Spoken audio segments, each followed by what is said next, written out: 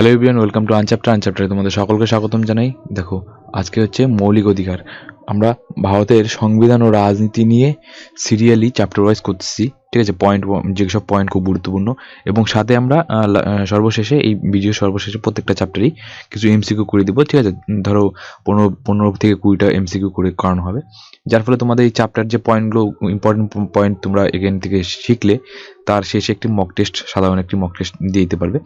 Mock test এটাই যে শুধুমাত্র তোমরা আমি কোশ্চেন দিয়ে দেবো আর তোমরা খালি অ্যান্সারটা মনে মনে ভাববে যে এটা ঠিক হবে কিনা ভুল হবে, তাহলে তোমার একটা সাধারণ একটা ধারণা চলে আসবে যে টপিকটা তোমার পড়া হলো কিনা। তো সিরিয়ালি এরকমভাবে তোমরা আমার যে প্লেলিস্ট রয়েছে, আনচ্যাপ্টারের যত প্লেলিস্ট রয়েছে তোমরা সব এরকমভাবেই পেয়ে যাবে, ঠিক আছে।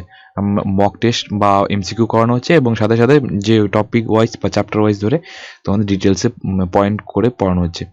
তো এই ফান্ডামেন্টাল রাইটস আজকে হচ্ছে টপিক। তো ফান্ডামেন্টাল রাইটস বা মৌলিক অধিকার, এই মৌলিক অধিকার সংবিধানের কত অধ্যায় বা পার্টে রয়েছে?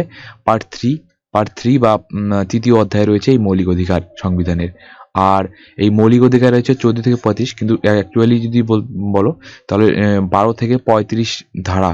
এই 12 থেকে 35 ধারাতে রয়েছে মৌলিক অধিকারের যাবতীয় বিষয়বস্তু, ঠিক আছে। 12 থেকে 35-এর যাবতীয় বিষয়বস্তু যে রয়েছে মৌলিক অধিকারের, সব 12 থেকে 35-এর মধ্যেই রয়েছে। তারপর চলো শুরু করে দেখ। এই যে মৌলিক অধিকারের যে ধারণা বা ফান্ডামেন্টাল রাইটসের যে ধারণা, ভারতবর্ষের যে ফান্ডামেন্টাল রাইটসের ধারণা, সেটা কোথা থেকে নেওয়া হয়েছে? সেটা আইডিয়াটা নেওয়া হয়েছে ইউএস এর কনস্টিটিউশন থেকে, ইউএস এর সংবিধান থেকে ভারতবর্ষের যে ফান্ডামেন্টাল রাইটসের ধারণা সেটা কিন্তু নেওয়া হয়েছে। এবং উদ্দেশ্য, ভারতবর্ষের ফান্ডামেন্টাল রাইটসের উদ্দেশ্য কী হবে? ব্যক্তি স্বাধীনতা রক্ষা ও ব্যক্তিত্বের বিকাশ সাধন, অর্থাৎ ব্যক্তি স্বাধীনতা রক্ষা করা হলো ফান্ডামেন্টাল রাইটসের দায়িত্ব বা উদ্দেশ্য। আর হচ্ছে ব্যক্তির যে বিকাশ, সেটার প্রতি বিকাশ সাধনে কিন্তু এটা খুব গুরুত্বপূর্ণ ভূমিকা পালন করবে। চলো তারপরে দেখা যাক ভারতীয় সংবিধানের পার্ট 3 অন্তর্গত, অর্থাৎ তৃতীয় অন্তর্গত পার্ট 3 বা অধ্যায় তৃতীয় অন্তর্গত 12 থেকে 35 নং ধারায় ভারতীয় নাগরিকদের জন্য কয়েকটি মৌলিক অধিকারকে নিশ্চিত করা হয়েছে ভারতীয় সংবিধানে, যেটা একটু আগে বললাম। তারপরে চলো দেখে নেওয়া যাক 1950 সালে 26শে জানুয়ারি ভারতীয় সংবিধান যখন কার্যকর হয়। তো ভারতীয় সংবিধান কার্যকর হয় 1950-এর 26শে জানুয়ারি, এবং গৃহীত হয় কবে? 1949-এর 26শে নভেম্বর, ঠিক আছে। আর কার্যকর 26শে জানুয়ারি 1950। ভারতীয় সংবিধান যখন কার্যকর হয়, যখন সংবিধান যেদিন থেকে কার্যকর লাগু হয়ে গেল, ঠিক আছে, তখন ভারতীয় নাগরিকদের জন্য সংবিধান প্রদত্ত মৌলিক অধিকারের সংখ্যা ছিল কতগুলো? যখন এই 1950-এর 26শে জানুয়ারি ছিল, সেই দিন অর্থাৎ সেই সময়কালে কি ছিল? 60টি অধিকার ছিল, মৌলিক অধিকার, মূল অধিকার 60টি ছিল। তো 1978 44 অ্যামেন্ডমেন্ট অ্যাক্ট, 1978 44 অ্যামেন্ডমেন্ট অ্যাক্টের মাধ্যমে কি করে একটি যে অধিকার সেটা বাদ দিয়ে দেওয়া হয়, ঠিক আছে। এখন তাহলে ওই 1978-এর এই 44তম সংবিধান সংশোধনের পরে তবে সংবিধানে কতগুলো মৌলিক অধিকার রয়েছে? তারপরে 1978-এর পরে তার 6টা মৌলিক অধিকার রয়েছে। একটি অধিকার বাদ দিয়ে দেওয়া হয়, সেটা হচ্ছে সম্পত্তির অধিকার, যেটা বর্তমানে কি করা হয় 300A, আর্টিকেল 300A-তে, ঠিক আছে, লিগ্যাল রাইটস, ফান্ডামেন্টাল রাইটস থেকে এটাকে চেঞ্জ করে সংবিধান সংশোধন করে এই যে 44 বা 44তম সংবিধান সংশোধন করে 1978-এ কি করা হয়, এটাকে ফান্ডামেন্টাল রাইটস থেকে সম্পত্তি অধিকারকে লিগ্যাল রাইটস করে দেওয়া হয়, আইনি অধিকার করে দেওয়া হয়, ঠিক আছে। মৌলিক অধিকারের তালিকা থেকে বাদ দেওয়া হয়। এর ফলে মৌলিক অধিকারের সংখ্যা 6 হয়ে, এই 1978-এর পরে 6টি হয়ে যায় মৌলিক অধিকার, 1978-এর আগে এবং 1950 26শে জানুয়ারি পরে, ঠিক আছে। এটা ছিল 60টি ছিল, কিন্তু 1978-এর পরে 6টা হয়ে যায়। 1978 থেকেই পর্যন্ত মৌলিক অধিকারের সংখ্যা 6, এবং 2002 সালে সংবিধানের 86তম সংবিধান সংশোধনের মাধ্যমে শিক্ষার অধিকার যুক্ত করা হয়। শিক্ষার অধিকারকে মৌলিক অধিকার তালিকা অন্তর্ভুক্ত করা হয়। পরে মৌলিক অধিকারের সংখ্যা 6, মৌলিক অধিকারের সংখ্যা কিন্তু 6, ঠিক আছে। এই শিক্ষার যে অধিকার সেটা কিন্তু 2002 86 অ্যামেন্ডমেন্টের মাধ্যমে বা সংশোধনের মাধ্যমে সংবিধানে যুক্ত করা হয় এই শিক্ষার অধিকার। কারণ শিক্ষার অধিকার পূর্বেই রাইট টু লাইফের অন্তর্গত ছিল, এই শিক্ষার অধিকারটা কিন্তু রাইট টু লাইফের অন্তর্গত ছিল বলে এই শিক্ষার অধিকারটাকে যুক্ত করা হয় আর কি। তো একটি উপধারায় সংবিধানে কার্য করা হয় এই যে শিক্ষা অধিকার, সেটা কিন্তু একটা উপধারায় করা হয় কার্যকর। উপধারায় সংবিধান কার্যকর হওয়ায় সময় থেকেই পার্ট 3-র অধীনে বর্তমানে ছিল, তাই এক্ষেত্রে নতুন ধারা সংযোজনের পর প্রয়োজন হয়নি। অর্থাৎ এই যে মৌলিক অধিকারের যে রাইট টু লাইফ, এর মধ্যে কিন্তু এখানে এসে যায় এই শিক্ষা অধিকারটা। তাই নতুন করে একটা ধারা বা নতুন কোনো এই 6 এর পরিবর্তে 7 তৈরি করতে হয়নি আর কি, ঠিক আছে। তো ওই শিক্ষা অধিকারের জন্য প্রয়োজন হয়নি। অতএব মৌলিক অধিকারের সংখ্যা রয়েছে কতগুলো? অতএব মৌলিক অধিকারের সংখ্যা রয়েছে 6টা বর্তমান, ঠিক আছে। তো মৌলিক অধিকারের ধারণা গৃহীত হয়েছে ইউএসএ কনস্টিটিউশন থেকে। এই ধারণা গ্রহণের মূল উদ্দেশ্য কি? ভারতীয় নাগরিকদের স্বাধীনতা রক্ষা এবং উন্নতি সাধনের জন্য, ঠিক আছে, ব্যক্তিত্ব উন্নতি সাধনের জন্য। যদিও অধিকারগুলি অবাধ নয়, ঠিক আছে, এই অধিকারগুলি কিন্তু অবাধ নয়। অর্থাৎ তুমি এই অধিকার বাক স্বাধীনতা দিয়েছে, ঠিক আছে, তো সেই বাক স্বাধীনতা নিয়ে তুমি যা যা খুশি তাই বলতে পারবে না, সেই অবাধ নয়, এই কথাটা বলেছে এখানে। তুমি তার মধ্যে কিছু রেস্ট্রিকশন বা কিছু কিছু নিয়ন্ত্রণও রয়েছে। বৃহত্তর স্বার্থে কিংবা বিশেষ অবস্থায় যখন জাতীয় জরুরি অবস্থা হয়, তখন কিন্তু এটা তোমার এই ফান্ডামেন্টাল রাইটসগুলো কী হবে? থাকবে না, ঠিক আছে, যখন জরুরি অবস্থা চলবে। কিন্তু 20 এবং 21 এটা থাকবে, এই দুটো আর্টিকেল থাকবে যে কোনো জরুরি অবস্থায় হোক না কেন। এই অধিকারগুলি আংশিক বা পূর্ণরূপে প্রত্যাহত হতে পারে। অর্থাৎ জরুরি অবস্থার সময় ফান্ডামেন্টাল রাইটসগুলো কী হবে? ফান্ডামেন্টাল রাইটসগুলো কার্যকর হবে না, আর কোনো কাজ করবে না ফান্ডামেন্টাল রাইটস, ঠিক আছে, সংবিধানে। শুধুমাত্র এই 20 এবং 21 ছাড়া। বৃহত্তর স্বার্থে এই অধিকারগুলি ওপর আরোপিত ও হতে পারে প্রশাসনিক নিয়ন্ত্রণ, কিন্তু সেই নিয়ন্ত্রণের বৈধতা নির্ণয়ের অধিকার ভারতীয় সংবিধানে প্রদান করেছে সুপ্রিম কোর্ট। অর্থাৎ এই যে ফান্ডামেন্টাল রাইটসকে তখন আর কোনো কার্যকর হবে না, সেটা কিন্তু দেখবে কে?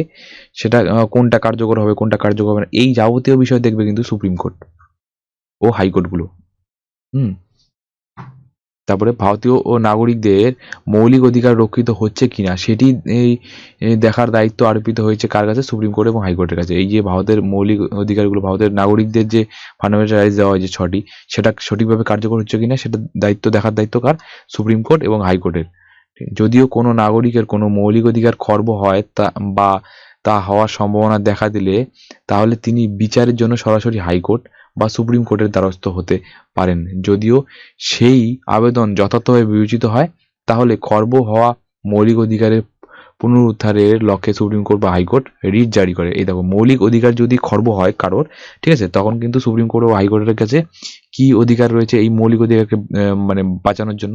অর্থাৎ মৌলিক অধিকার যে তোমার নষ্ট হচ্ছে, ঠিক আছে, সেটা বাঁচানোর জন্য সুপ্রিম কোর্ট বা হাইকোর্ট কি করবে? রিটস জারি করবে। আর হাইকোর্টের এই রিটস কত নং ধারায়, কার কত নং ধারায় রয়েছে? সুপ্রিম কোর্টের রয়েছে 32, ঠিক আছে, আর এই হাইকোর্টের রয়েছে 226। তারপরে নেক্সট, মৌলিক অধিকার, ঠিক আছে, মৌলিক অধিকার কিছু যে আর্টিকেলগুলো রয়েছে, তো 14 থেকে 35, তো সেগুলো একটু দেখে নেওয়া যাক। দেখো, শিক্ষার অধিকার কিন্তু 21A তে রয়েছে, ঠিক আছে, 21A, এটা হচ্ছে শিক্ষার অধিকার, 21 ক্লস A, এটা মনে রাখবে। Right two education.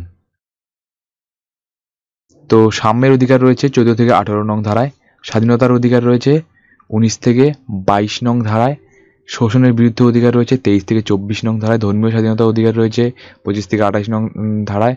আর সংস্কৃতি ও শিক্ষার বিষয়ক যে অধিকার রয়েছে 29 থেকে 30 নং ধারায় রয়েছে। শাসনতান্ত্রিক প্রতিবিধানের অধিকার যে রয়েছে সেটা 32 থেকে 35 নং ধারায় রয়েছে। আর শিক্ষা অধিকার তো বললাম 21 ক্লস A নং ধারায় রয়েছে। তো প্রথম যে অধিকার রয়েছে সাম্যের অধিকার 14 থেকে 18 নং ধারায়। তো প্রথমের কি হয়েছে 14, তো 14 নং ধারা কি রয়েছে? Equality before law, equality before law, অর্থাৎ আইনের চোখে সকলে সমান। এই যে ধারণাটা সেটা হচ্ছে 14 নং ধারায় প্রথম অধিকার। তো সাম্যের অধিকারের মধ্যে এটা পড়বে, ঠিক আছে। তো সাম্যের অধিকারের আন্ডারে কিন্তু সাম্যের অধিকার 14 থেকে 18, আর সাম্যের অধিকারের আন্ডারে কিন্তু এটা পড়তেছে ইকুয়ালিটি বিফোর ল। তো ইকুয়ালিটি বিফোর ল অর্থাৎ এটার অর্থগুলো কি কি বা এখানে কি কি রয়েছে ইকুয়ালিটি বিফোর লতে? ভারতীয় আইনের চোখে সকল নাগরিক সমান, ইকুয়ালিটি বিফোর ল অর্থাৎ আইনের চোখে সকলে সমান, সকলের জন্য একই আইন থাকবে, এটাই কিন্তু ইকুয়ালিটি বিফোর ল এর ধারণা। অর্থাৎ আইন ভঙ্গ করলে সবার জন্য একই শাস্তি হবে, কোনো ব্যক্তি বা নাগরিক তিনি যে পদে বা ক্ষমতার অধিকারী হন না কেন তার অবস্থান আইনের ঊর্ধ্বে নয়। অর্থাৎ তিনি যেখানেই হন না কেন, তিনি যে পদে থাকেন না কেন, তিনি কিন্তু তাকে তার নির্দিষ্ট আইন মেনেই চলতে হবে। অর্থাৎ সকলের জন্য সমানভাবে একটা নির্দিষ্ট আইন করে দেওয়া হয় যে সেই আইনকে তিনি লঙ্ঘন করতে পারবে না। এটা কিন্তু ইকুয়ালিটি বিফোর ল এর ধারণা, যেটা 14 নং ধারায় রয়েছে সাম্যের অধিকারের আন্ডারে। তারপরে এর ব্যতিক্রম কিছু রয়েছে, যেটা বললাম যে তুমি যদি সাধারণ নাগরিক থাকো তাহলে তোমার সঙ্গে যারা যারা সাধারণ নাগরিক আছে তাদের কিন্তু সেম অধিকার থাকবে। আর তুমি যদি রাষ্ট্রপতি হয়ে থাকো, ঠিক আছে, তোমার সঙ্গে কিন্তু সাধারণ নাগরিকের কিছু কিছু ব্যতিক্রম থাকবে, ঠিক আছে। সেটাই কিন্তু ব্যতিক্রম, কিছু কিছু পদ অনুযায়ী তাদের একটু ব্যতিক্রম থাকবে। তাহলে চলো দেখে নেওয়া যাক কি ব্যতিক্রম এই এই ইকুয়ালিটি বিফোর লতে কি ব্যতিক্রম রয়েছে। দেখো, ভারতের রাষ্ট্রপতি বা অঙ্গরাজ্যগুলির যে রাজ্যপাল রাষ্ট্রপতি ভারতের কোনো আদালতের কাছে নিজের কাজ বা দায়িত্বের জন্য গৃহীত কোনো পদক্ষেপের জন্য কারণ দর্শাতে বাধ্য নন। অর্থাৎ রাষ্ট্রপতি ও রাজ্যপাল তার যে কি কাজ করেছে সেটা জবাবদিহি করতে কোনো আদালতের কাছে বাধ্য নয় কে, রাষ্ট্রপতি ও রাজ্যপাল। ভারতের কোনো আদালত তাদের কার্যকালের বিরুদ্ধে কোনো ফৌজদারি মামলা গ্রহণ করতে বা সেই সংক্রান্ত তদন্তের নির্দেশ দিতে পারে না। যখন এই রাষ্ট্রপতি রাজ্যপাল থাকবে তখন কিন্তু তাদের বিরুদ্ধে, যখন কার্যকাল সময় চলবে, রাষ্ট্রপতি রাজ্যপাল রয়েছে কার্যকর অবস্থায়, তখন কিন্তু তাদের বিরুদ্ধে ফৌজদারি মামলা তদন্ত নির্দেশ দিতে পারবে না কোনো আদালত। তারপরে বিদেশি রাষ্ট্রে রাষ্ট্রপ্রধান এবং বিদেশি রাষ্ট্রের রাষ্ট্রদূত এরকম কিছু কিছু বিশেষ ব্যক্তির ক্ষেত্রে ইকুয়ালিটি বিফোর ল বলবৎযোগ্য নয়। অর্থাৎ বিদেশি কোনো রাষ্ট্রের রাষ্ট্রপ্রধান, ঠিক আছে, ওই দেশের কোনো রাষ্ট্রপ্রধান আমাদের দেশে এসেছে, সেই ক্ষেত্রে কিন্তু ইকুয়ালিটি বিফোর ল কাজ করবে না। বিদেশি রাষ্ট্রদূত যারা বিদেশি থেকে আসবে তাদের কিন্তু সেই ইকুয়ালিটি বিফোর ল কাজ করবে না, সেটা কিন্তু একটু ব্যতিক্রম থাকবেই, অবশ্যই থাকবে। তো তারপর দেখো, ধর্ম, জাতি, গোত্র, বর্ণ, লিঙ্গ, জন্মস্থান ইত্যাদির ভিত্তিতে কোনো নাগরিককে অতিরিক্ত সুযোগ দান অথবা একই ভিত্তিতে কারো প্রতি কোনো বৈষম্যমূলক আচরণ অধিকার নেই ভারতীয় প্রশাসনের, ঠিক আছে। তারপর নেক্সট, যদিও শিশু ও মহিলাদের জন্য বিশেষ সুরক্ষা ও তপশিলি জাতি উপজাতিদের জন্য অর্থাৎ SC এবং ST এবং চাইল্ড আর ওমেন এদের জন্য কিন্তু বিশেষ সুবিধা রয়েছে, এবং পশ্চাৎপদ যারা রয়েছে, ঠিক আছে, যেটা বলো আদার ব্যাকওয়ার্ড ক্লাস বলতে পারো, বা পশ্চাৎ সমাজে একটু পিছিয়ে রয়েছে, তাদের জন্য কিন্তু সংবিধানের আরো আসন সংরক্ষণের ব্যবস্থা রয়েছে, ঠিক আছে, সংবিধান সম্মতভাবে। তারপরে নেক্সট রয়েছে স্বাধীনতার অধিকার। 19 থেকে 22 নং ধারায় রয়েছে স্বাধীনতার অধিকার। 19 ক্লস 1 নং ধারায় রয়েছে ভারতীয় নাগরিকদের 60টি মৌলিক স্বাধীনতা রয়েছে, প্রদান করা হয়েছে যথাক্রমে কি কি। এই 7টি মৌলিক অধিকার কি কি রয়েছে? প্রথম দেখো, বাক স্বাধীনতা ও মতামত প্রকাশের অধিকার। তারপরে শান্তিপূর্ণ নিরস্ত্রভাবে সমবেত হওয়ার অধিকার। তৃতীয় রয়েছে সংঘ ও সমিতি গঠনের অধিকার। চতুর্থ রয়েছে ভারতের সর্বত্র স্বাধীনভাবে চলাফেরার স্বাধীনতা। পঞ্চম রয়েছে ভারতের যে কোনো অঞ্চলে স্বাধীনভাবে বসবাস করার অধিকার বা স্বাধীনতা। নেক্সট রয়েছে যে কোনো পেশা, বৃত্তি বা ব্যবসা যেটাই করো না সেটার স্বাধীনতা রয়েছে তোমার। নেক্সট রয়েছে সম্পত্তি লাভের স্বাধীনতা। সম্পত্তি স্বাধীনতা। তো এই সম্পত্তি স্বাধীনতা কিন্তু বর্তমানে নেই, ঠিক আছে। বর্তমানে কিন্তু এই সম্পত্তি স্বাধীনতা কোথায় নেই? স্বাধীনতার অধিকারের আন্ডারে নেই। কারণ দেখো, সম্পত্তি স্বাধীনতার অধিকার কেন থাকবে স্বাধীনতার অধিকারের আন্ডারে?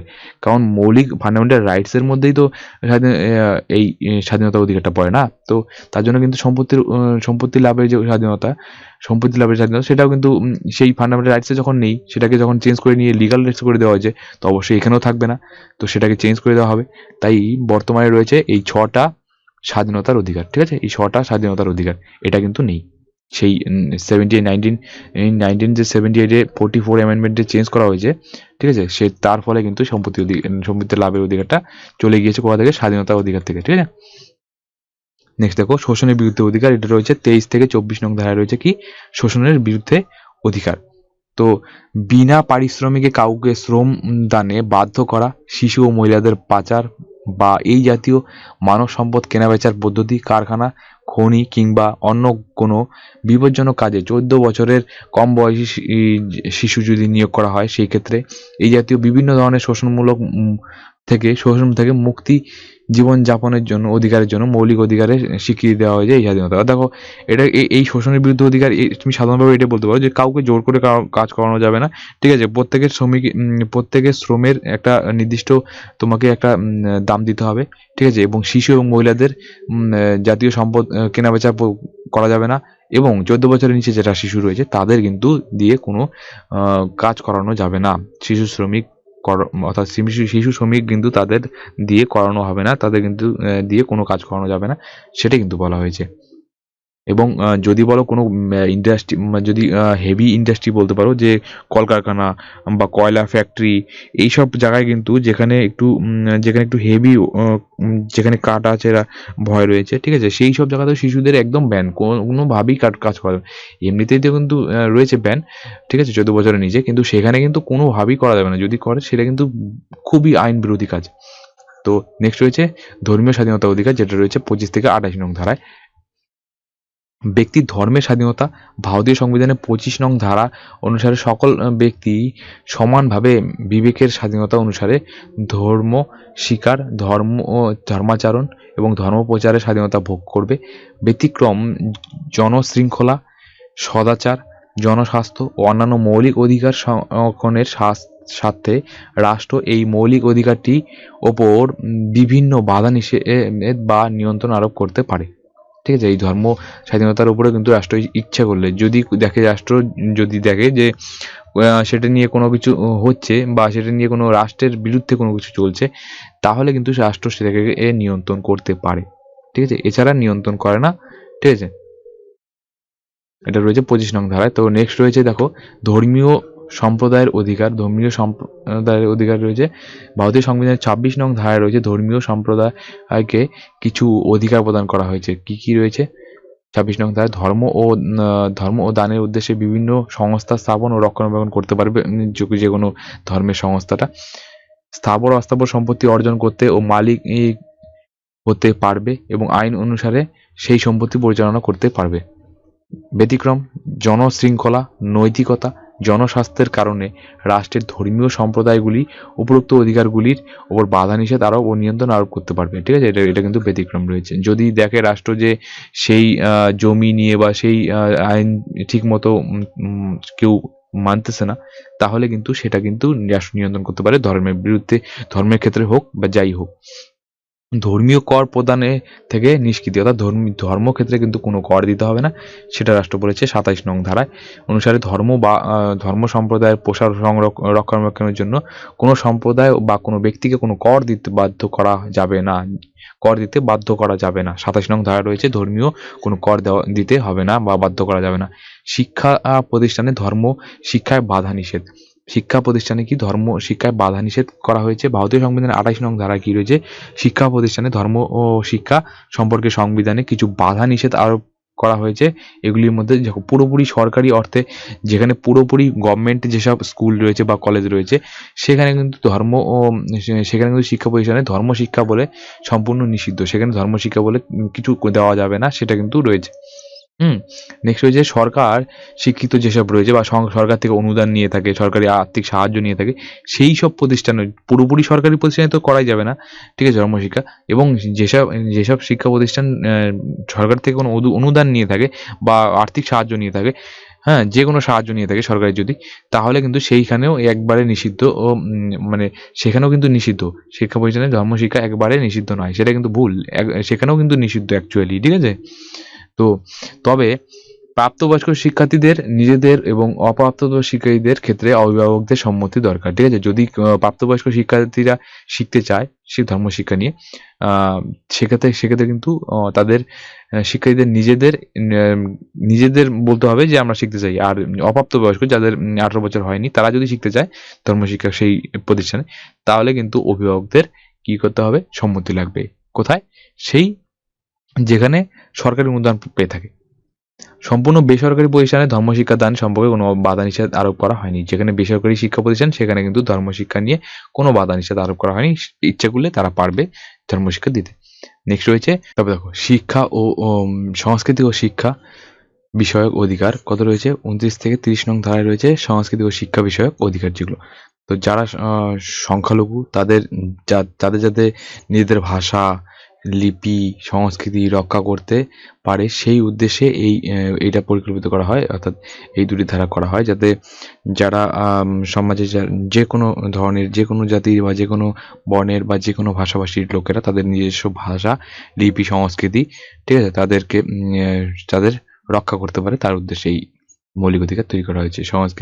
শিক্ষা ও সংস্কৃতির অধিকার।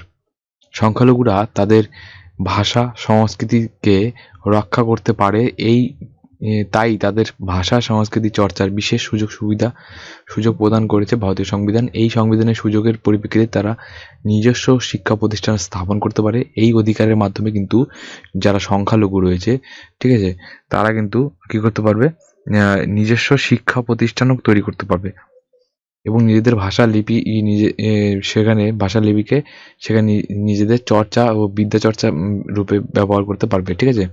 সেই তাদের নিজস্ব ভাষা দিয়ে কিন্তু তারা বিদ্যা গ্রহণ করতে পারবে সেই শিক্ষা প্রতিষ্ঠানে, নিজস্ব শিক্ষা প্রতিষ্ঠানে। একই সাথে সমস্ত সংখ্যালঘু নাগরিকদের সংখ্যালঘু পরিচিতি যাতে তাদের তাদের প্রশাসনিক বঞ্চনার সম্মুখীন না করে সেই উদ্দেশ্যে বিশেষ সতর্কতা গ্রহণ করা হয়েছে সংবিধান রচনার সময়। রাষ্ট্র পরিচালিত বা রাষ্ট্রের আর্থিক অনুদানপ্রাপ্ত কোনো শিক্ষা প্রতিষ্ঠানে ধর্ম, জাতি অথবা ভাষার ভিত্তিতে কোনো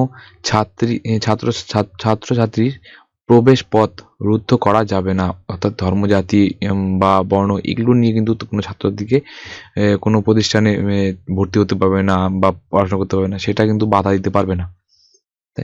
তবে নেক্সট রয়েছে শাসনতান্ত্রিক প্রতিবিধানের অধিকার। এটা রয়েছে 32 থেকে 35 নং ধারায়। এই মৌলিক অধিকারটি ডক্টর বি.আর. আম্বেদকর কি বলেছেন, ভারতীয় সংবিধানের প্রাণ বা আত্মা, ঠিক আছে, হার্ট অ্যান্ড সোল বলেছেন কি, এই 32 নং ধারাটাকে হার্ট অ্যান্ড সোল বলেছেন, ঠিক আছে, বি.আর. আম্বেদকর, যিনি কিনা এই সংবিধানের রচয়িতা। যদি কোনো এবং ড্রাফটিং মেম্বার, ঠিক আছে, ড্রাফটিং চেয়ারম্যান। তো যদি কখনো কোনো নাগরিকের মৌলিক অধিকার খর্ব হয় বা খর্ব করার প্রয়াস গৃহীত হয়, তাহলে তিনি তার এই শাসনতান্ত্রিক প্রতিবিধানের অধিকার, ঠিক আছে, প্রয়োগ করে সরাসরি হাইকোর্ট বা সুপ্রিম কোর্টের দ্বারস্থ হতে পারেন। বিষয়টি শোনার পর মহামান্য আদালত মনে করে উক্ত ক্ষেত্রে ভারতীয় নাগরিকদের প্রাপ্য মৌলিক অধিকারগুলির মধ্যে কোনো একটি বা একাধিক অধিকার খর্ব করা হয়েছে, তাহলে অবিলম্বে রিটস জারি করতে পারবে সেই হাইকোর্ট বা সুপ্রিম কোর্ট, ঠিক আছে। এর মাধ্যমে আবেদনকারীকে ন্যায় বিচার দেওয়া হবে এই রিট জারি করার মাধ্যমে। যদি কোনো নাগরিক বা সংগঠন দেখে কোনো ক্ষেত্রে এক বা একাধিক ভারতীয় নাগরিকের মৌলিক অধিকার খর্ব হচ্ছে, তাহলে তারা জনস্বার্থ মামলা, ঠিক আছে, জনস্বার্থ মামলা দায়ের করে সরাসরি সুপ্রিম কোর্ট বা হাইকোর্টের দৃষ্টি আকর্ষণ করবে যে মহামান্য আদালত এই সব লোকেদের বা অনেক যদি ব্যক্তি থাকে, তাহলে কোনো সংগঠন বা কোনো নাগরিক ইন্ডিভিজুয়ালি করতে পারে বা কোনো সংগঠন করতে পারে যে আদালতের কাছে দ্বারস্থ হবে তাদের ন্যায় বিচারের জন্য। এটা নেক্সট দেখো রিটস। এই রিটসটা কি? রিটস বা লেক, এটা কি? ভারতীয় নাগরিকদের মৌলিক অধিকারগুলি রক্ষার দায়িত্ব ন্যস্ত হয়েছে দেশের বিচার ব্যবস্থার স্কন্ধে, ঠিক আছে, বিচার ব্যবস্থার মানে কাঁধে, ঠিক আছে। ভারতীয় সংবিধান অনুযায়ী মৌলিক অধিকার খর্ব হলে যে কোনো ভারতীয় নাগরিক সরাসরি সুপ্রিম কোর্ট 32 নং ধারা এবং হাইকোর্ট 226 নং ধারার দ্বারস্থ হতে পারে। এই 226 নং ধারা হাইকোর্ট এবং সুপ্রিম কোর্ট 32 নং ধারা অনুযায়ী কিন্তু রিটস জারি করে থাকে। মৌলিক অধিকারের খর্ব ঘটনা ঘটলে হাইকোর্ট বা সুপ্রিম কোর্ট পাঁচ ধরনের রিটস জারি করতে পারে। সেগুলো কি মানে কোন ধরনের রিটস জারি করবে এই সুপ্রিম কোর্ট বা হাইকোর্ট, ঠিক আছে। সেটা হচ্ছে প্রথম যে রিটস জারি করতে পারে সেটা হচ্ছে বন্দি প্রত্যক্ষীকরণ, ঠিক আছে, বন্দি প্রত্যক্ষীকরণ বা হেবিয়াস কর্পাস, ঠিক আছে, হেবিয়াস কর্পাস বা বন্দি প্রত্যক্ষীকরণ, অর্থাৎ বন্দিকে সশরীরে আদালতে হাজির করা। তো হেবিয়াস কর্পাস একটি ল্যাটিন শব্দ, এই হেবিয়াস কর্পাস, যার অর্থ হচ্ছে সশরীরে হাজির করা, বন্দিকে, ঠিক আছে, বন্দিকে সশরীরে হাজির করা। তো এই রিটসের মাধ্যমে আদালতে আটককারী কর্তৃপক্ষকে নির্দেশ দেন, ঠিক আছে, যে যারা আটক করবে কোনো ব্যক্তিকে, নির্দেশ দেন ব্যক্তিকে অবিলম্বে আদালতে হাজির করতে এবং আটক বিধিসম্মত না হলে আদালতে সেই আটক ব্যক্তিকে মুক্তি দেওয়ার নির্দেশ দেওয়া হবে, ঠিক আছে। তারপরে দেখো নেক্সট রিটস হলো বা লেখ হলো পরমাদেশ বা ম্যান্ডামাস। পরমাদেশ বা ম্যান্ডামাস। তো ম্যান্ডামাসের অর্থ কি? উই অর্ডার, অর্থাৎ আমরা আদেশ করছি বা নির্দেশ দিচ্ছি, যেটাই করো না কেন, ঠিক আছে। আদালত এই রিটসের মাধ্যমে সরকার, সরকারি ব্যক্তি বা প্রতিষ্ঠানকে আইনানুগ কর্তব্য পালনের নির্দেশ দেয়, ঠিক আছে। তো কে দেয়? আদালত দেয়। যদি কোনো সরকার বা সরকারি ব্যক্তি বা কোনো প্রতিষ্ঠান আইনানুগ কোনো রকম কর্তব্য পালন করছে না, তাহলে কিন্তু আদালত সেই ম্যান্ডামাস দেয় বা পরমাদেশ দেয় বা নির্দেশ দেয় সেই ব্যক্তি, প্রতিষ্ঠান বা সরকারি কোনো ব্যক্তিকে বা সরকারকেও বলতে পারো। তো তারপরে নেক্সট রয়েছে প্রতিষেধ বা প্রহিবিশন, ঠিক আছে। এর অর্থ হচ্ছে নিষেধ করা। প্রহিবিশন কথা হচ্ছে যে নিষেধ করা, মানা করা। এই রিটের মাধ্যমে ঊর্ধ্বতন আদালত নিম্নতম আদালতকে কি করে? নিজের সীমার মধ্যে কাজ করার নির্দেশ দেয়, ঠিক আছে। হাইকোর্ট বা সুপ্রিম কোর্ট, ঠিক আছে। তো হাইকোর্টের ক্ষেত্রে এটা সব থেকে বেশি কাজে লাগে, ঠিক আছে। তো হাইকোর্টের নিচে যার যেসব আদালত রয়েছে, ছোট ছোট আদালত, ঠিক আছে, জেলা আদালত, ঠিক আছে, দায়রা আদালত, যেই বলো না কেন, তো এইসব ছোট আদালতকে কিন্তু হাইকোর্ট বলে দেয়, ঠিক আছে, যে তোমাদের নিজের সীমার মধ্যে কাজ করো, ঠিক আছে। যদি এরকম কোনো একটা রায় দিয়ে দিল বা এরকম কোনো কিছু করে বসলো নিচে আদালত, সেটা মানুষের কোনো একটা আইন, সেই মৌলিক অধিকার খর্ব হয়েছে বা কোনো কিছু হয়েছে, সেক্ষেত্রে কিন্তু হাইকোর্ট সেই আদালতকে কী করবে? নির্দেশ দেবে যে নিজের সীমার মধ্যে কাজ করার নির্দেশ দেবে, সেটা নিষেধ করবে, যেটি বলো না কেন, যে এই কাজটা করা উচিত না, এই কাজটা করা যাবে না। তাই এটা কিন্তু প্রহিবিশন বা প্রতিষেধের মাধ্যমে, এই রিটসের মাধ্যমে দিয়ে থাকেন, ঠিক আছে, ঊর্ধ্বতন আদালত নিম্নতম আদালতকে। তারপরে নেক্সট অধিকার পিচ্ছা, নেক্সট রিটস বা লেখ অধিকার পিচ্ছা বা কিউ ওয়ারেন্টো। এই শব্দার্থ অর্থাৎ এই কিউ ওয়ারেন্টো কথার অর্থ হচ্ছে কোন অধিকারে হচ্ছে কিউ ওয়ারেন্টো বা কোন অধিকারে বা অধিকার পিচ্ছা, যেটাই বলো না, তিনটে একই। তো আইনসঙ্গতভাবে কোনো বিশেষ পদে নিযুক্ত না হয়েও কোনো ব্যক্তি, যদি কোনো একটা ব্যক্তি কোনো বিশেষ পদে নিযুক্ত না হয়েও, ঠিক আছে, পদ দাবি করে, তার বৈধতা বিচার করার জন্য লেখ জারি করে, ঠিক আছে। ধরো একজন কোনো একটা ব্যক্তি, তিনি কোনো বিশেষ পদে নেই, কিন্তু তিনি দাবি করছেন যে আমি ওই পদেই আছি বা ওই পদের কোনো কাজকর্ম করতেছে, তখন যদি কেউ যদি সে তার বিরুদ্ধে এই আদালতে যায়, তাহলে আদালত কি করবে? তাকে নির্দেশ দেবে যে তার যে বৈধতা বিচার করতে লেখ জারি করবে, ঠিক আছে। দাবি সঙ্গত না হলে, যদি তার যে দাবি যে আমি সেই পদেই রয়েছি, সেটাকে কি করবে? পদচ্যুত করে দেওয়া হবে তাকে। উৎপেষণ বা সাইটেরিও। তো এটার অর্থ হচ্ছে বিশেষভাবে জ্ঞাত হওয়া, ঠিক আছে, বিশেষভাবে জ্ঞাত হওয়া। নিম্নতম আদালত বা বিচার কার্যের ক্ষমতাযুক্ত প্রতিষ্ঠান নিজ এখতিয়ারের বাইরে গেলে এই রিটস সাহায্যে মামলাকে কি ঊর্ধ্বতন যে আদালত আছে স্থানান্তরিত করা যায় এবং এখতিয়ার বহির্ভূত সিদ্ধান্ত বাজেয়াপ্ত। দেখুন এর মাধ্যমে কি যাবে? দেখো এই উৎপেষণের কথার অর্থ হচ্ছে বিশেষভাবে জ্ঞাত হওয়া, অর্থাৎ যদি কোনো নিম্ন আদালত কোনো একটা রায় দিয়ে দিল, ধরো কোনো নিম্ন আদালত কাউকে ফাঁসি দিয়ে দিল, ঠিক আছে, কিন্তু সেই ব্যক্তি এরকম কোনো কাজ করেনি যে ফাঁসি দেওয়ার মতো সাজা, তাহলে কি করবে? ঊর্ধ্বতম আদালত কি করবে? সেই যে মামলাটাকে সেটা স্থানান্তরিত করতে পারে অন্য কোনো আদালতে বা নিজেও নিতে পারে সেটা, এবং সাথে সাথে কি করতে পারে? যে তার যে নিম্নতম আদালতের যে রায় দিয়েছিল ফাঁসি রায়টা, সেটা বাতিল করে দিতে পারে, বা যে কোনো রায়কে তিনি বাতিল করে দিতে পারে ঊর্ধ্বতন আদালত, ঠিক আছে। তো এটা হচ্ছে উৎপেষণ। নেক্সট রয়েছে মৌলিক অধিকারের সংক্রান্ত বিশেষ গুরুত্বপূর্ণ কিছু তথ্য, যেটা খুব গুরুত্বপূর্ণ যেসব তথ্য রয়েছে মৌলিক অধিকার মধ্যে বা ফান্ডামেন্টাল রাইটসের মধ্যে, সেগুলো কিছু দেখে নেওয়া যাক পয়েন্ট করে।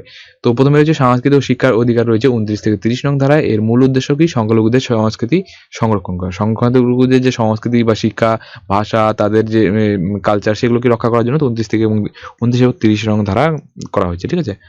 তারপর নেক্সট দেখো, মৌলিক অধিকারগুলির মধ্যে যে মৌলিক অধিকারকে নিয়ে সবচেয়ে বেশিরভাগ আইনি জটিলতা হয়ে থাকে, সেটা জটিলতা সৃষ্টি হয়েছিল, সেটা হচ্ছে কি? মৌলিক অধিকারের মধ্যে যেটা নিয়ে সব থেকে বেশি মানে আইনি জটিলতা হয়েছিল, সেটা হচ্ছে সম্পত্তির অধিকার, ঠিক আছে, যা কিনা বর্তমানে নেই, ঠিক আছে, যা কিনা বর্তমানে রয়েছে 300A, আর্টিকেল 300A তে রয়েছে।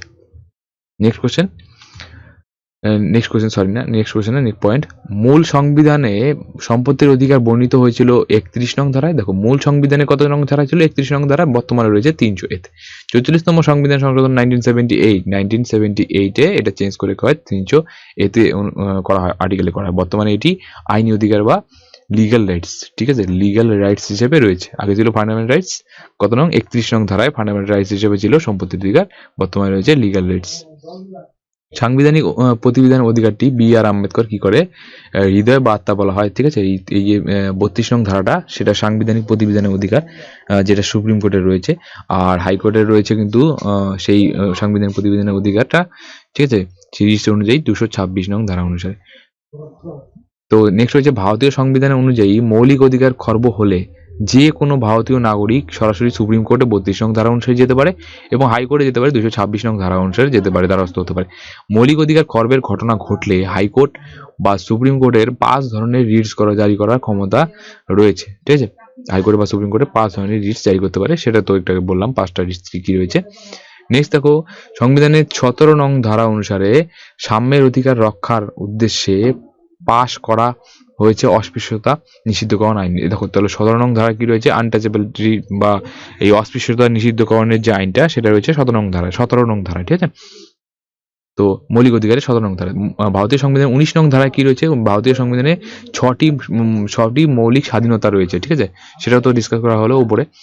তারপর নেক্সট দেখো, মৌলিক অধিকারগুলি স্থগিত রাখার আদেশ দিতে পারে মন্ত্রিসভার অনুমোদন ক্রমে রাষ্ট্রপতি জরুরি অবস্থার সময়, ঠিক আছে। মৌলিক অধিকারকে স্থগিত রাখতে পারে মন্ত্রিসভার অনুমোদন ক্রমে কে, রাষ্ট্রপতি করতে পারে। কখন, জাতীয় যখন জরুরি অবস্থা যখন জারি হয়, ন্যাশনাল এমার্জেন্সি যখন লাগু হয়, অর্থাৎ 352 আর্টিকেল 350 যখন লাগু হয়, 352 তখন কিন্তু এই মৌলিক অধিকারগুলো, ফান্ডামেন্টাল রাইটসগুলো কিন্তু স্থগিত রাখতে পারে। কিন্তু ন্যাশনাল এমার্জেন্সি লাগু হওয়া সত্ত্বেও আর্টিকেল 20 ফান্ডামেন্টাল রাইটস আর্টিকেল 20 এবং আর্টিকেল 21 সেটা কিন্তু কি হবে না, স্থগিত হবে না, ঠিক আছে, এটা একটা ফ্যাক্ট। তো ভারতীয় সংবিধানের 18 নম্বর ধারা অনুসারে অধীনে ভারত সরকার ভারতরত্ন, পদ্মশ্রী পুরস্কার প্রদান করে। সংবিধানের 20 এবং 21 নং ধারা কোনো অবস্থাতেই স্থগিত করা যাবে না, যেটা একটু করে বললাম। মৌলিক অধিকারের ধারণা ভারতের সংবিধান সংগ্রামের প্রেক্ষাপটে বহুবার চর্চিত হয়েছে ভারতীয় সংবিধানের রচনার বহু আগে থেকেই, ঠিক আছে। এই মৌলিক অধিকার ধারণা কিন্তু সংবিধান রচনার আগে থেকে কিন্তু এটা নিয়ে অনেক আলোচনা হয়েছে। 1931 সালে সর্দার বল্লভভাই প্যাটেলের নেতৃত্বে ভারতীয় জাতীয় কংগ্রেস, ইন্ডিয়ান ন্যাশনাল কংগ্রেস, ঠিক আছে, তো করাচি যে অধিবেশনটা হয়েছিল, ঠিক আছে, 1931-এ, ঠিক আছে, সেই 1931 করাচি অধিবেশনে কিন্তু মৌলিক অধিকার সম্বন্ধে একটি প্রস্তাবনা গৃহীত হয়েছিল। মৌলিক অধিকারের সাথে সাধারণ আইনি অধিকারের পার্থক্য কি, খুব গুরুত্বপূর্ণ। মৌলিক অধিকার ফান্ডামেন্টাল রাইটস ভার্সেস যে জেনারেল রাইটস বা জেনারেল যে রাইটসগুলো রয়েছে, ঠিক আছে, আইনি অধিকারগুলো রয়েছে, সেটার মধ্যে পার্থক্য কি, বা লিগ্যাল রাইটসে বলতে পারো, ঠিক আছে। লিগ্যাল রাইটস, মৌলিক অধিকার, জেনারেল রাইটস বা লিগ্যাল রাইটসের মধ্যে পার্থক্য কি মৌলিক অধিকারের সঙ্গে। ভারতীয় নাগরিকদের সাধারণ আইনি অধিকার স্বার্থে সাধারণ আইন রয়েছে। যদি কোনো নাগরিকের এই জাতীয় আইন খর্ব হয় তাহলে তিনি সাবঅর্ডিনেট কোর্টে মামলা করতে পারে। বিশেষ ক্ষেত্রে তিনি হাইকোর্টেও শরণাপন্ন হতে পারে। অন্যদিকে ভারতীয় নাগরিকদের মৌলিক অধিকার রক্ষার দায়িত্বে কে রয়েছে, ভারতীয় সংবিধান অর্পণ করেছে সুপ্রিম কোর্ট এবং হাইকোর্ট দুজনকেই। কোনো নাগরিকের এক বা একাধিক মৌলিক অধিকার খর্ব হলে সেটি ঘটনার সম্ভাবনা দেখা দিলে, ঘটনা ঘটে গেলে বা ঘটনা দেখা দিলে সেই নাগরিক সরাসরি সুপ্রিম কোর্টও যেতে পারে, হাইকোর্টও যেতে পারে। কিন্তু এমনি যদি কোনো সাধারণ জেনারেল রাইটস বা লিগ্যাল রাইটস যদি কিছু খর্ব হয় তাহলে কিন্তু তোমাকে নিম্ন আদালত থেকে শুরু করতে হবে উচ্চ আদালতে যাওয়া, ঠিক আছে। তুমি হাইকোর্টে যেতে পারবে কিন্তু সুপ্রিম কোর্টে ডাইরেক্ট চলে যেতে পারবে না। কিন্তু যদি মৌলিক অধিকার খর্ব হয় তাহলে কিন্তু তোমাকে ডাইরেক্ট তুমি সুপ্রিম কোর্টে যেতে পারবে, হাইকোর্টে যেতে পারো, ঠিক আছে, বা নিম্ন আদালতে যেতে পারো, যেটা খুশি তোমার। কিন্তু হাইকোর্ট আর সুপ্রিম কোর্ট দরজা খোলা রয়েছে, তুমি ইচ্ছা করলে ডাইরেক্ট চলে যেতে পারো। জেনারেলসে বা লিগ্যাল রাইটসে সেটা নয়।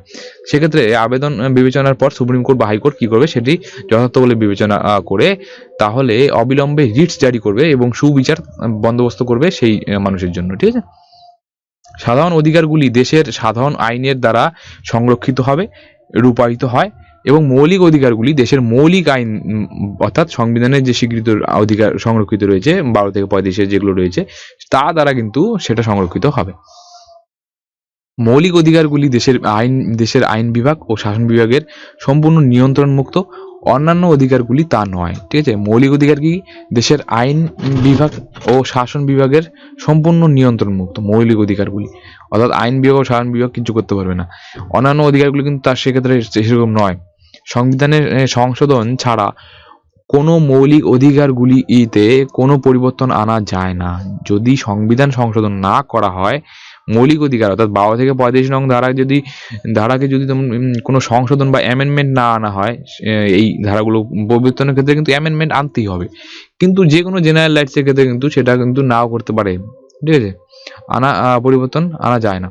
ঠিক আছে, সংবিধান সংশোধন ছাড়া কোনো মৌলিক অধিকারগুলিকে কোনো পরিবর্তন করা যায় না। সাধারণ আইনের পরিবর্তনের ক্ষেত্রে আইনসভা একটা সাধারণ আইন পাশের মাধ্যমে কিন্তু সেটা পদ্ধতিতে পরিবর্তন আনা যায়। সাধারণ আইন যদি চেঞ্জ করতে হয়, একটা আইনসভা একটা সাধারণ আইন পাশ করার মাধ্যমে কিন্তু সেটা চেঞ্জ করে দিতে পারে। ঠিক আছে, সংবিধান সংশোধনের প্রয়োজন নেই।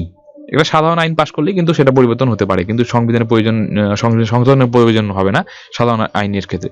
কিন্তু মৌলিক অধিকার কিন্তু মৌলিক অধিকার চেঞ্জ করতে গেলে বা মৌলিক অধিকারে কোনো কিছু পরিবর্তন করলে কিন্তু সংবিধান সংশোধন করতেই হবে অবশ্যই। তো মৌলিক অধিকার প্রত্যাহারের বিশেষ ক্ষেত্র যুদ্ধ বা বহিরাক্রমণের ক্ষেত্রে রাষ্ট্রপতি যখন ভারতীয় সংবিধানের 352 নং ধারা অধীনে জাতীয় জরুরি অবস্থা বা ন্যাশনাল এমার্জেন্সি অবস্থা জারি করেন, তখন সেই আদেশ জারির সাথে সাথে ভারতীয় সংবিধানের 19 নং ধারায় ভারতীয় নাগরিকদের প্রদত্ত 6টি মৌলিক অধিকার প্রত্যাহত বা তাদের সেটা কিন্তু আর কাজ করে না। ওই 19 নং ধারায় যে 6টি অধিকার রয়েছে সেটা কিন্তু আর কাজ করে না, অর্থাৎ ন্যাশনাল এমার্জেন্সি চালু করার সঙ্গে সঙ্গে। ঠিক আছে, 19 নং ধারায় ব্যক্তিকে যে মৌলিক অধিকারগুলি ভারতীয় নাগরিকদের সাধারণ সময়ে উপভোগ করেন, জরুরি অবস্থার সময়কালে সেগুলির মধ্যে যে কোনো একটি অথবা একাধিক কিংবা সবকটি প্রত্যাহার করার অধিকার ভারতীয় সংবিধানে প্রদান করা হয়েছে কাকে? রাষ্ট্রপতি। কিন্তু এক্ষেত্রে মৌলিক অধিকার প্রত্যাহারের বিষয়ে রাষ্ট্রপতিকে একটি পৃথক আদেশ জারি করতে হয়। অর্থাৎ মৌলিক অধিকার যদি খর্ব করতে চায় রাষ্ট্রপতি, তাহলে কিন্তু কি করবে? রাষ্ট্রপতি একটা পৃথক আদেশ জারি করতে হয় রাষ্ট্রপতিকে। সেটা কোন ধারায় রয়েছে? 359 নং ধারায় রয়েছে, যে রাষ্ট্রপতিকে এই মৌলিক অধিকারগুলি যখন খর্ব করে রাষ্ট্রপতি ন্যাশনাল এমার্জেন্সির সময়, তখন কিন্তু 359 নং ধারা অনুসারেই সেই আদেশ জারি করে দেয় যে মৌলিক অধিকার এই ন্যাশনাল এমার্জেন্সির কারণে খর্ব করে দিলাম। ঠিক আছে, নেক্সট রয়েছে, এটা কিন্তু 359টা কিন্তু রাষ্ট্রপতি জারি করবে। ঠিক আছে, আদেশটা। তো 1978 তম সংবিধান সংশোধনের মাধ্যমে কোনো অবস্থাতেই 1978 তম সংবিধান সংশোধন বলা হয়েছে যে কোনো অবস্থাতে জাতীয় জরুরি অবস্থার সময়ও 20 এবং 21কে কিন্তু কি করা যাবে না, প্রত্যাহার করা যাবে না বা বাতিল করা যাবে না। যত ন্যাশনাল এমার্জেন্সি লাগুক বা যে কোনো এমার্জেন্সি লাগুক, সেই 20 এবং 21কে কিন্তু বন্ধ করা যাবে না। যে এই 359 নং আদেশ জারি করেও এই 20 এবং 21কে কি করা যাবে না, বন্ধ করা যাবে না, ফান্ডামেন্টাল রাইটস। নেক্সট দেখো, নেক্সটে আমরা এখন কিছু এমসিকিউ করে নেওয়া যাক, যার ফলে তোমাদের একটু কনসেপ্টটা ক্লিয়ার হবে যে যা একটু আগে যা পড়লাম। ঠিক আছে, তো সেটা তোমরা সঠিকভাবে যদি বুঝে থাকো, তাহলে অবশ্যই এই কয়েকটা এমসিকিউ রয়েছে, সেগুলো তোমরা দেখলেই, তোমরা কোশ্চেন দেখলেই খুব ইজি, তোমরা চেষ্টা করো, হয়ে যাবে। বিভিন্ন এক্সামে এসেছে, দেখো এক্সামে এগুলো দেওয়া হয়েছে। তো প্রথমে দেখো, প্রথম কোশ্চেন হচ্ছে নিম্নলিখিত কোনটি মৌলিক অধিকার নয়? এর মধ্যে এ, বি, সি এবং ডি এর মধ্যে কোনটা মৌলিক অধিকার নয়?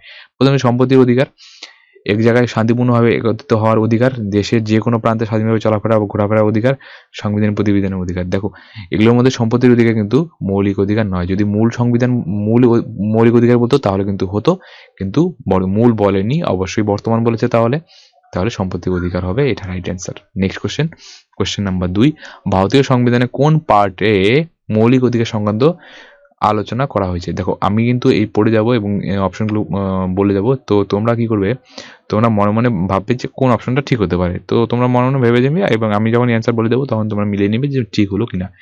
এর ফলে তোমরা বুঝে যাবে যে আমার যে কতটা আমি পেরেছি বা কতটা আমার এই টপিকটা আয়ত্ত এসছে। যদি না হয়, ভালো করে তুমি আরেকবার ভিডিওটা দেখে নিবে, তাহলে তোমাদের অবশ্যই তুমি পেয়ে যাবে। তারপর খুব ইজি, তোমরা একটু চেষ্টা করবে। যদি তোমার কোশ্চেনগুলো সব না হয়, তাহলে অবশ্যই আরেকবার ভিডিওটা দেখবে, তাহলে আমি গ্যারান্টি দিয়ে বলতে পারি তুমি নেক্সটবার আবার এমসিকিউ করবে, আবার পরের বিট পড়ার পরে, রিভিশন করার পরে এই সেম ভিডিওটা, তারপর কিন্তু তুমি আরামসে তুমি বলতে পারবে। তারপর নেক্সট দেখো, ভারতীয় সংবিধানের কোন পার্টি বা মৌলিক অধিকার সংক্রান্ত আলোচনা রয়েছে? কোন পার্টি রয়েছে মৌলিক অধিকার সংক্রান্ত আলোচনা বা ফান্ডামেন্টাল রাইটস? কোন পার্টি রয়েছে বা কোন অধ্যায়ে রয়েছে? পার্ট 3-তে রয়েছে। ঠিক আছে, পার্ট 3 বা অধ্যায় 3-তে রয়েছে মৌলিক অধিকার সংক্রান্ত আলোচনা ভারতের সংবিধানে। নেক্সট কোশ্চেন, হেভিয়াস কর্পাস, ঠিক আছে। হেভিয়াস কর্পাস শব্দটির অর্থ কি বা ব্যঞ্জনা কি? হেভিয়াস কর্পাস কথাটির অর্থ কি? কি হবে? কোনো ব্যক্তিকে জেলের ভেতর আটকে রাখা, কোনো ব্যক্তিকে সশরীরে উপস্থিত করা, কোনো ব্যক্তিকে অপসারণ করা, উপরোক্ত কোনোটি নয়। তো হেভিয়াস কর্পাসের কথা হচ্ছে কি? বন্দি প্রত্যক্ষীকরণ, ঠিক আছে, কোনো ব্যক্তিকে সশরীরে আদালতে হাজির করা, ঠিক আছে। Next question, question number 3, sorry next question, question number 4। ভারতীয় সংবিধানের 24 নং ধারায়, ভারতীয় সংবিধানের 24 নং ধারায় কোন কারখানায় শিশুদের নিয়োগের নিষিদ্ধ করা হয়েছে যদি তাদের বয়স কত বছরের কম বয়সী শিশুদের কোনো কারখানায় নিয়োগ করা যাবে না, নিষিদ্ধ করা হয়েছে। সেটা কোন কত বছরের নিচে তারা শিশুরা মানে কোনো কারখানায় নিয়োগ হবে না। কি হবে অ্যান্সার? 14, 12, 7, 15। কি হবে অ্যান্সার? এটা হবে 14, ঠিক আছে। 14 বছরের কম বয়সী কোনো শিশুকে কোনো কারখানায় নিয়োগ করা যাবে না। নিম্নলিখিত দেখো, নিম্নলিখিত কোনটি মৌলিক অধিকার নয়? কি হবে এর মধ্যে? কোনটি মৌলিক অধিকার নয়? সমতার অধিকার, ধর্মের অধিকার, ধর্মঘট করার অধিকার, শোষণের বিরুদ্ধে অধিকার। কি হবে অ্যান্সার? Question number 5। এটা হবে ধর্মঘট করার অধিকার, কিন্তু এটা মৌলিক অধিকার নয়। ধর্মঘট করার অধিকার কিন্তু মৌলিক অধিকার নয়। নেক্সট কোশ্চেন, কোন মৌলিক অধিকারটি বি.আর. আম্বেদকর সংবিধানে আত্মা, ঠিক আছে, হার্ট অ্যান্ড সোল বলেছিলাম, হার্ট অ্যান্ড সোল বলেছে বি.আর. আম্বেদকর। কি হবে? কোন অধিকারটাকে বি.আর. আম্বেদকর কি বলেছে? হার্ট অ্যান্ড সোল, সংবিধানের হার্ট অ্যান্ড সোল বলেছে। তো এটা কি হবে? আর্টিকেল 32 সংবিধান প্রতিবিধানের অধিকার, ঠিক আছে, option C. Next question, question number 7। বর্তমানে ভারতীয় সংবিধানের কটি মৌলিক রয়েছে? বর্তমানে বলেছে, ঠিক আছে। ভারতীয় সংবিধানের কটি মৌলিক অধিকার রয়েছে? 6টি, ঠিক আছে। Next question, question number 8। ভারতীয় সংবিধানের অন্তর্ভুক্ত শোষণের বিরুদ্ধে অধিকার রক্ষা করে। কি হবে? Question number 8। ভারতীয় সংবিধানের অন্তর্ভুক্ত শোষণের বিরুদ্ধে অধিকার রক্ষা করে কি? কি হবে অ্যান্সার? কোশ্চেন নাম্বার 8, এটা হবে শিশুদের। ভারতীয় সংবিধানের অন্তর্ভুক্ত শোষণের বিরুদ্ধে অধিকার রক্ষা করে শিশুদের, ঠিক আছে। শিশুদের রক্ষা করে এই শোষণের বিরুদ্ধে অধিকার। শ্রমিকদেরও করে, কিন্তু এখানে যদি তোমাকে এরকম ভাবে কোশ্চেন করে তাহলে কিন্তু শিশুদেরই তুমি প্রথমে তুমি দিবে, ঠিক আছে। শ্রমিকদেরও অবশ্যই করে যদি তোমার শ্রমিকদের বেতন না দেওয়া হয়, কিন্তু শ্রমিকদের সাধারণত বেতন দেওয়া হয়, কিন্তু শিশুদের ক্ষেত্রে বেতন দেওয়া যায় দাও তোমাকে, সেটা কিন্তু শোষণের বিরুদ্ধে অধিকার তুমি পড়ে গেলে, ঠিক আছে। নিম্নলিখিত কোন রিটস ব্যক্তিগত স্বাধীনতার নিশ্চয়তা প্রদান করে? কোন রিটস ব্যক্তিগত স্বাধীনতার নিশ্চয়তা দেয়? কি হবে অ্যান্সার? কোশ্চেন নাম্বার 9, এটা হচ্ছে হেভিয়াস কর্পাস, বন্দি প্রত্যক্ষীকরণ স্বাধীনতার নিশ্চয়তা দেয় প্রথমেই কিন্তু, ঠিক আছে। Next question, question number 10। কোন মৌলিক অধিকার রক্ষার উদ্দেশ্য পাশ করা হয়েছে অস্পৃশ্যতা নিষিদ্ধকরণ আইনে? কি হবে অ্যান্সার? কোশ্চেন নাম্বার 10, এটা হবে সাম্যের অধিকার। Next question, question number 11। ভারতীয় সংবিধানের কত নং ধারায় ভারতীয় নাগরিকদের কয়েকটি মৌলিক ও স্বাধীনতা প্রদানের কথা অঙ্গীকার করা হয়েছে? কত নং ধারায় মৌলিক স্বাধীনতার কথা বলা হয়েছে? এটা হবে কোশ্চেন নাম্বার 11, কি হবে? 19 নং ধারায়, ঠিক আছে। নেক্সট কোশ্চেন, কটা রয়েছে? সেটা 6টা রয়েছে, ঠিক আছে, 6টা, সেটাও কিন্তু 6টা। নেক্সট কোশ্চেন, ভারতীয় সংবিধানের 19 নং ধারায় বিষয়বস্তু হলো, ভারতীয় সংবিধানের 19 নং ধারায় যে রয়েছে সেটার বিষয়বস্তু কি? কি হবে অ্যান্সার? কোশ্চেন নাম্বার 12, স্বাধীনতার অধিকার, 6টা, ঠিক আছে, একটু আগে বললাম। নেক্সট কোশ্চেন, মৌলিক অধিকার কার্যকরার দায়িত্ব কোন বিচারালয়ের? এই মৌলিক অধিকার ফান্ডামেন্টাল রাইটস কার্যকর করার দায়িত্ব কোন বিচারালয়ের রয়েছে বা কোন কোর্টের রয়েছে? সুপ্রিম কোর্ট বা হাইকোর্ট, দুজনের ক্ষেত্রেই কিন্তু দুজনের কাঁধেই এই মৌলিক অধিকার রক্ষার বা কার্যকর করার ভার রয়েছে, ঠিক আছে। নেক্সট কোশ্চেন, সংবিধানের কত নং ধারা অনুসারে, সরি এর আগে যে কোশ্চেনটা ছিল সেটা কিন্তু উভয়, এ বি, এটা হবে অ্যান্সার, ঠিক আছে। তো সংবিধানের কত নং ধারায় বলা হয়েছে মৌলিক অধিকার খর্ব হলে ভারতের যে কোনো নাগরিক সরাসরি সুপ্রিম কোর্টের দ্বারস্থ হতে পারেন? এটা হচ্ছে 32 নং ধারা অনুসারে যদি মৌলিক অধিকার খর্ব হয় তাহলে ভারতের যে কোনো নাগরিক কি করতে পারবে? ডাইরেক্ট সুপ্রিম কোর্টে যেতে পারবে। কত নং question? 14 number question. Next question, question number 15। ভারতীয় সংবিধানে 25 নং ধারায় উল্লেখ রয়েছে কি? 25 নং ধারায় কি রয়েছে? কোশ্চেন নাম্বার 15, 25 নং ধারায় এর মধ্যে কি রয়েছে? শিক্ষা ও সংস্কৃতি সংক্রান্ত অধিকার, ধর্মের স্বাধীনতা অধিকার, শোষণের বিরুদ্ধে অধিকার, সরকারি প্রতিষ্ঠানে সেই ধর্মশিক্ষার নিষেধাজ্ঞা। কি হবে? 25 নং ধারায় রয়েছে ধর্ম স্বাধীনতার অধিকার। ঠিক আছে, ধর্ম স্বাধীনতার অধিকার রয়েছে এই 25 নং ধারায়।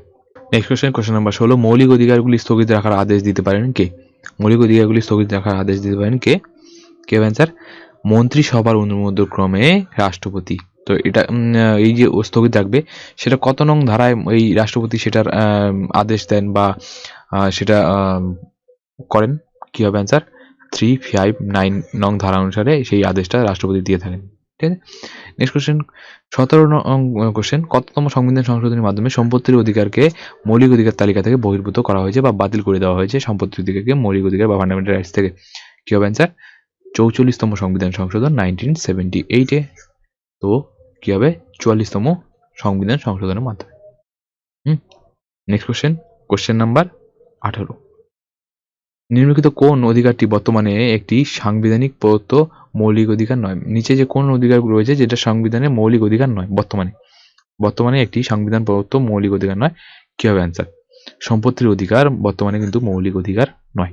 ঠিক আছে, নেক্সট কোশ্চেন নাম্বার 19, নিম্নলিখিত কোন অধিকার কোনটি মৌলিক অধিকার নয়? মৌলিক অধিকার নয় বলেছে শোষণের বিরুদ্ধে অধিকার, একই কাজের জন্য একই পারিশ্রমিক, ইকুয়ালিটি বিফোর ল, ধর্মের অধিকার। কি হবে? কোনটা মৌলিক অধিকার নয়? কোশ্চেন নাম্বার 19, এটা হবে একই কাজের জন্য একই পারিশ্রমিক। এটা কিন্তু মৌলিক অধিকারের আন্ডারে পড়ে না। নেক্সট কোশ্চেন নাম্বার 20, ভারতীয় সংবিধানে কোন ধারায় যে কোনো ধরনের অস্পৃশ্যতা অসাংবিধানিক হিসেবে ঘোষণা করা হয়েছে? এই যে অস্পৃশ্যতা বা আনটাচেবিলিটি, এটা কোন ধারায় রয়েছে ফান্ডামেন্টাল রাইটসের? সেটা কিন্তু 17 নং ধারায় রয়েছে। ঠিক আছে, তো এই রইল কিছু এমসিকিউ সহ যে ফান্ডামেন্টাল রাইটস সম্বন্ধে আলোচনা। তোমাদের ভিডিওটা ভালো লাগলে অবশ্যই ভিডিওটা লাইক করবে এবং তোমাদের বন্ধুদের সঙ্গে অবশ্যই শেয়ার করবে ভিডিওটা।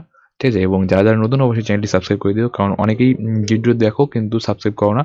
ঠিক আছে, তো অবশ্যই সাবস্ক্রাইব করে দিবে। তোমাদের একটা সাবস্ক্রাইব কিন্তু, একটা লাইক, একটা সাবস্ক্রাইব, একটা কমেন্ট আমাদের অনেক ইন্সপিরেশন দেয় যে আমরা আরও ভালো করে তোমাদের জন্য একটু ভালো কোশ্চেন বা ভালো কন্টেন্ট নিয়ে আসবো, যাতে তোমাদের যে কোনো এক্সামের ক্ষেত্রে খুবই গুরুত্বপূর্ণভাবে কাজে লাগে এবং তোমাদের বুঝতে সুবিধা হয়, তোমাদের পড়তে সুবিধা হয়। ঠিক আছে, ধন্যবাদ।